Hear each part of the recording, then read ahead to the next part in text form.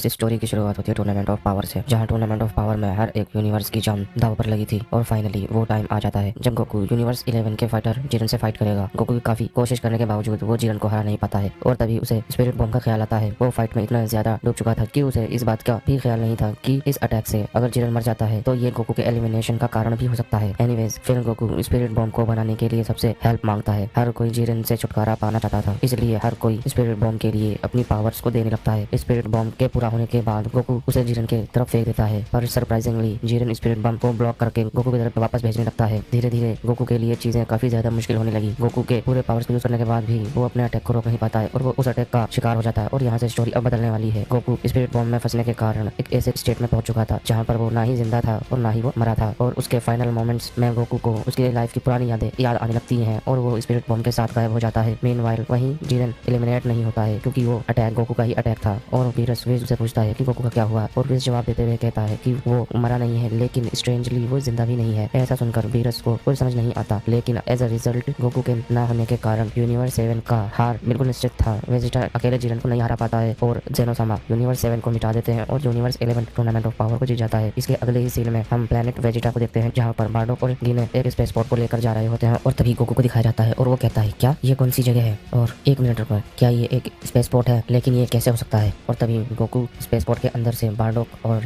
गिने को देखकर चौंक जाता है और कहता है ये लोग कौन है। वो आदमी तो वो तो बिल्कुल मेरी तरह दिखता है, क्या क्या वो गोकू ब्लैक है। आखिर इन सब का मतलब क्या हो सकता है। बाहर बार्डोक और गिने दोनों के करोड़ को किसी दूसरे प्लेनेट पर भेजने की बात करते हैं और गिने बार्डोक से पूछती है कि वो के करोड़ को लेकर इतना परेशान क्यों है। बार्डोक उसे बताते हुए कहता है क्योंकि के करोड़ एक लो क्लास सेयन है, इसलिए मैं उसके लिए एक बार ही सही लेकिन कुछ करना चाहता हूँ। गोकू उस स्पेस पोर्ट के अंदर से ये सब सुन रहा था और धीरे धीरे करके उसे चीजें समझ आने लगती है कि वहाँ चल क्या रहा है। लेकिन मैं तो स्पिरिट बॉम्ब से मर चुका था और अंत में मैं जिरन को हरा नहीं पाया था और ऐसा लगता है कि मैं किसी तरह से रिबॉर्न हो चुका हूँ, मुझे उन्हें बताना होगा। इसलिए गोकू उस स्पेस पोर्ट के अंदर से बाहर निकालने के लिए कहता है, लेकिन उन्हें स्पेस पोर्ट्स के अंदर से कोई आवाज नहीं आती है। और तभी गिने कहती है, हे बार्डोक, क्या तुम्हें कुछ फील हुआ और ऐसा लग रहा है कि कोई हमें कुछ कहना चाह रहा है। ये तुम क्या कह रही हो गिने, हमारे पास इन सब का टाइम नहीं है, हमें जल्द से जल्द के करोड़ को किसी दूसरे प्लेनेट पे भेजना होगा। गोकू देखता है कि उसकी आवाज शिप के बाहर नहीं जा रही थी और उसके कुछ करने से पहले ही बार्डोक उस स्पेस पोर्ट को लॉन्च कर देता है, लेकिन कुछ दूर ही जाकर वो शिप डिस्ट्रॉय हो जाती है। और ये सब देखकर बार्डोक और गिने चौंक जाते हैं और बार्डोक कहता है लेकिन ये क्या, ये कैसे हो सकता है। और तभी गोकू उन दोनों के सामने आकर कहता है आप दोनों मेरे पेरेंट्स हो, राइट।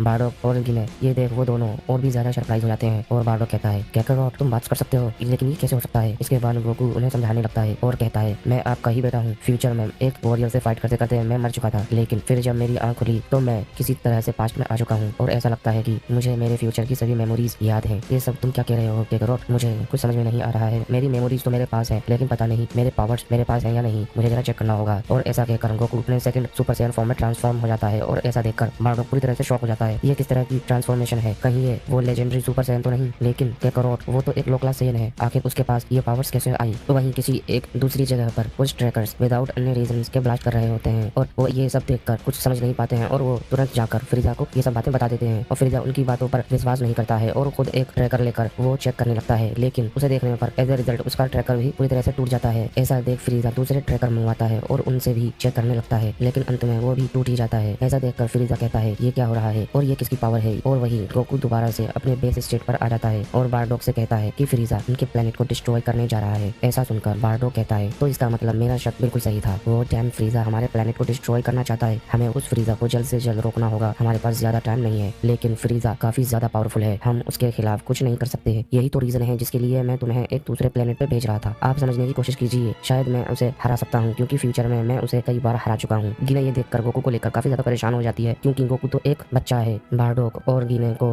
रिबर्थ के बारे में कुछ ज्यादा समझ में नहीं आता, लेकिन उसके बावजूद बार्डोक फ्रीजा के पास चला जाता है और वहाँ पहुंचकर बार्डोक फ्रीजा से मिलने के लिए रिक्वेस्ट करता है और फ्रीजा बार्डोक से मिलने के लिए आ जाता है। और वहीं बार्डोक कहता है हमें तुम्हारे प्लान्स के बारे में ऑलरेडी पता चल चुका है फ्रीजा, मुझे लगा ही था कि तुम हमारे प्लेनेट को डिस्ट्रॉय करना चाहते हो क्योंकि फ्रीजा तुम उस लेजेंडरी सुपर सैयन से अब भी डरते हो। हमने तुम्हारे लिए क्या कुछ नहीं किया और इन सब के बदले में तुम हमें मिटाना चाहते हो। ऐसा सुनकर फ्रीजा कहता है लगता है मुझे तुम्हें अभी मारना होगा सैयन, वरना क्या पता तुम्हारे वजह से कहीं बाकी सैयन्स को ये सब बातें पता न चल जाए। ऐसा कहकर फ्रीजा एक बहुत बड़ा सा एनर्जी बॉल बनाने लगता है जो पूरे प्लेनेट को डिस्ट्रॉय कर सके। और इवन कई सारे सैयन्स फ्रीजा की मीटिंग के लिए पहुंचे भी नहीं थे। और फ्रीजा कहता है मैं जानता हूँ तुम फ्यूचर में मेरे खिलाफ जा सकते हो, इसलिए मैं कोई रिस्क नहीं लेना चाहता हूँ जिसके लिए अब तुम सबको मरना होगा। ऐसा सुनकर बार्डोक कहता